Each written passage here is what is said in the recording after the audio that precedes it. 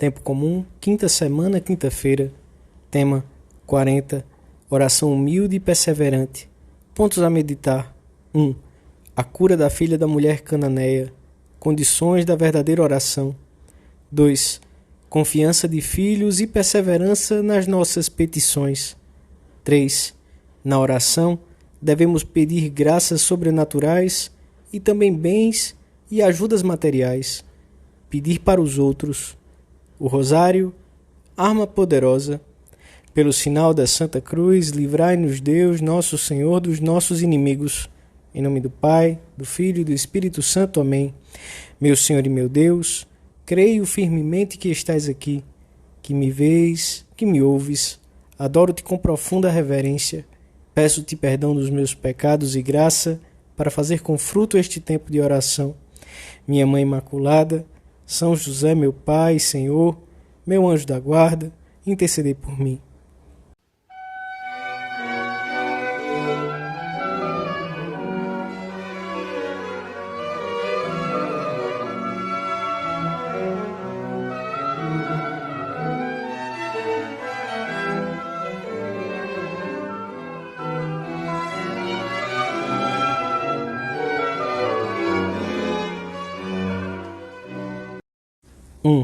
Diz-nos São Marcos, no Evangelho da missa de hoje, que tendo Jesus chegado com seus discípulos à região de Tiro e Sidom, aproximou-se deles uma mulher pagã, de origem sírio-fenícia, pertencente à primitiva população da Palestina. Lançou-se aos pés do Senhor e pediu-lhe a cura da sua filha, que estava possuída pelo demônio. Jesus escutou o pedido, mas não disse nada, e os discípulos, cansados da insistência da mulher, pediram-lhe que a despedisse. O Senhor tratou então de explicar à mulher que o Messias devia dar-se a conhecer em primeiro lugar aos judeus, aos filhos. E com uma expressão difícil de compreender, sem ter presente a sua compostura sempre amável, disse-lhe: deixa que primeiro se saciem os filhos, porque não é bom tomar o pão dos filhos e atirá-lo aos cachorrinhos. A mulher não se sentiu ferida, nem humilhada. Antes insistiu ainda mais, com profunda humildade. Sem dúvida, Senhor, mas também os cachorrinhos comem das migalhas que caem da mesa dos seus donos. Diante de tanta virtude, Jesus, comovido, não adiou mais um milagre que a Sírio-Fenícia lhe pedia e despediu-a com estas palavras: por isto que disseste, vai-te, o demônio saiu da tua filha. Deus, que resiste aos soberbos, dá a sua graça aos humildes.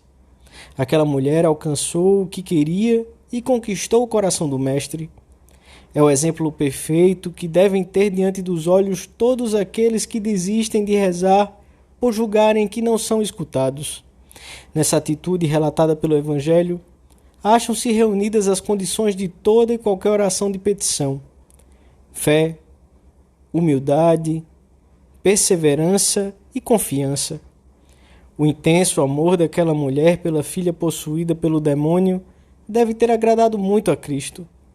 E os próprios apóstolos voltaram certamente a lembrar-se dessa mulher quando ouviram mais tarde a parábola da viúva importuna, que também conseguiu o que queria pela sua teimosia, pela sua insistência.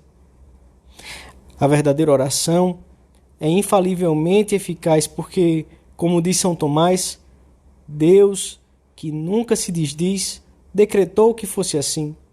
E para que não deixássemos de pedir, o Senhor incutiu-nos essa certeza com exemplos simples e claros.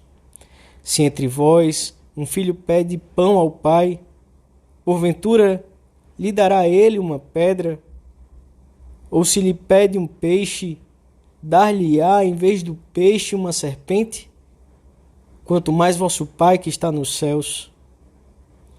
Deus nunca negou nem negará nada aos que pedem as suas graças da forma devida. A oração é o grande recurso que temos para sair do pecado, para perseverar na graça, para tocar o coração de Deus e atrair sobre nós todo tipo de bênçãos do céu, tanto para a alma como para as nossas necessidades temporais. Sempre que peçamos a Deus algum dom, devemos pensar que somos seus filhos e que Ele está infinitamente mais atento em nós do que o melhor pai da terra pode estar em relação ao mais necessitado dos seus filhos.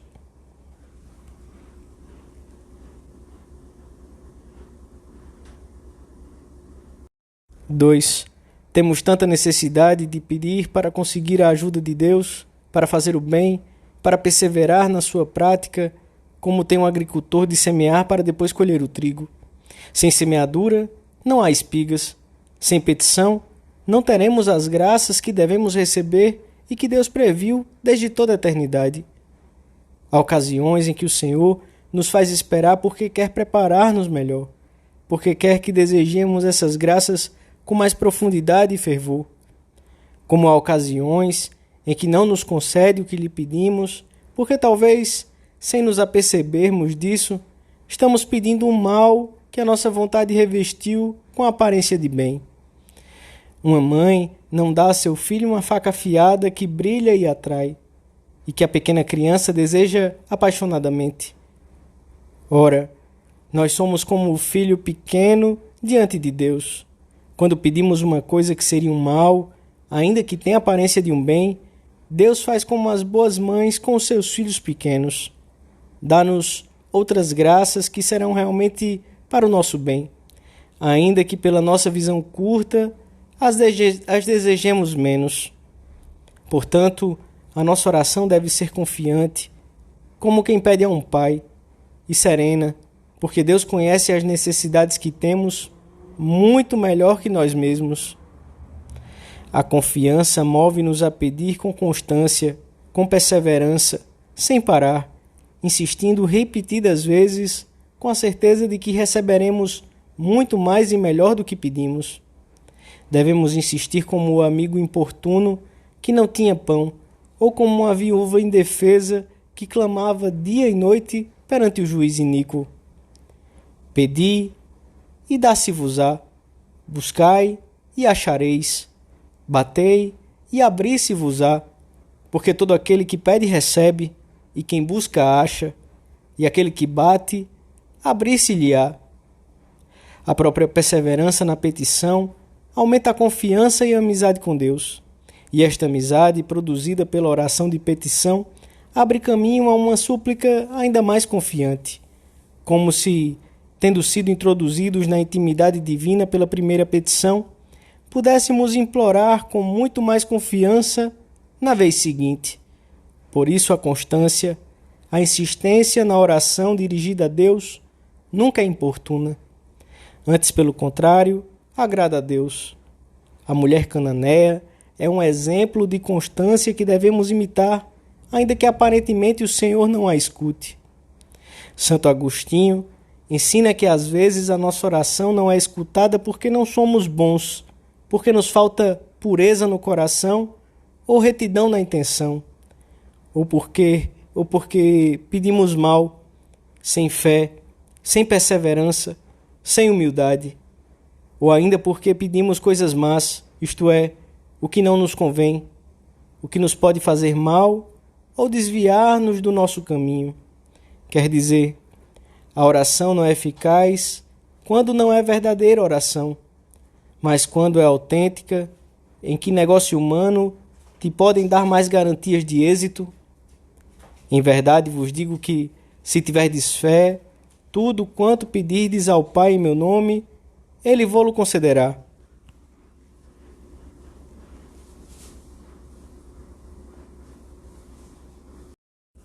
3. Livrai-nos de todos os males, ó Pai, e dai-nos hoje a vossa paz.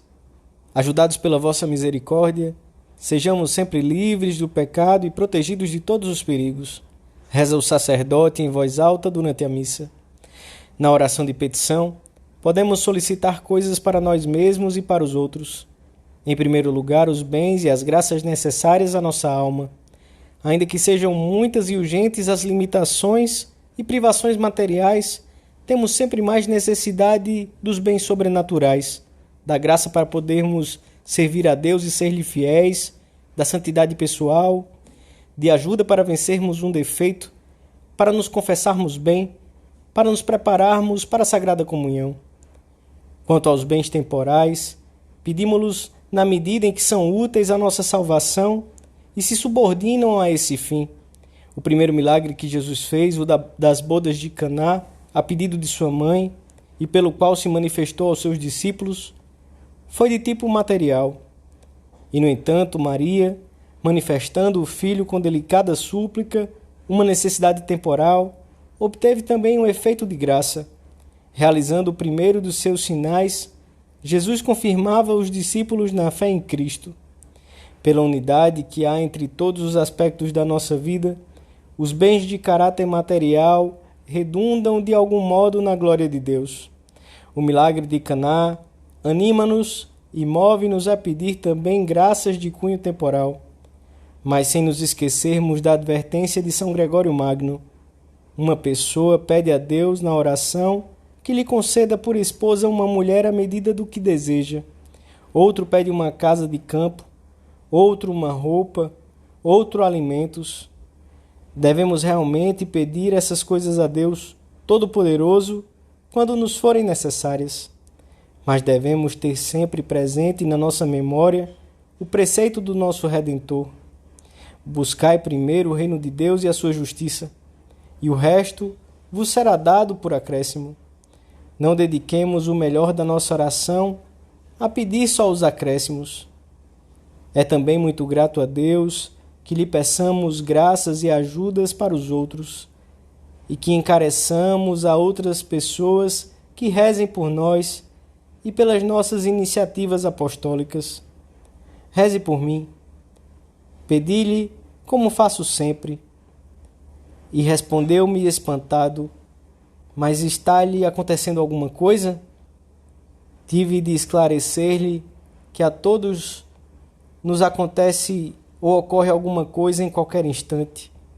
E acrescentei-lhe que, quando falta a oração, passam-se e pesam mais as coisas, e a oração consegue evitá-las e aliviá-las.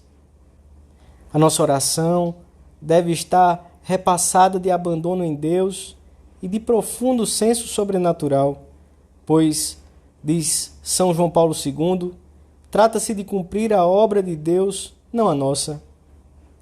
Trata-se de cumpri-la segundo a sua inspiração e não segundo os nossos sentimentos. A Virgem Nossa Senhora retificará todas as nossas petições que não sejam inteiramente retas, para que obtenhamos sempre o melhor.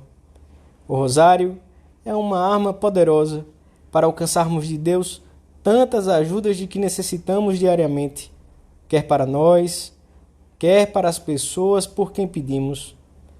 Senhor, nosso Deus, concedei-nos sempre a saúde da alma e do corpo, e fazei com que, pela intercessão da Virgem Maria, libertados das tristezas presentes, gozemos das alegrias eternas.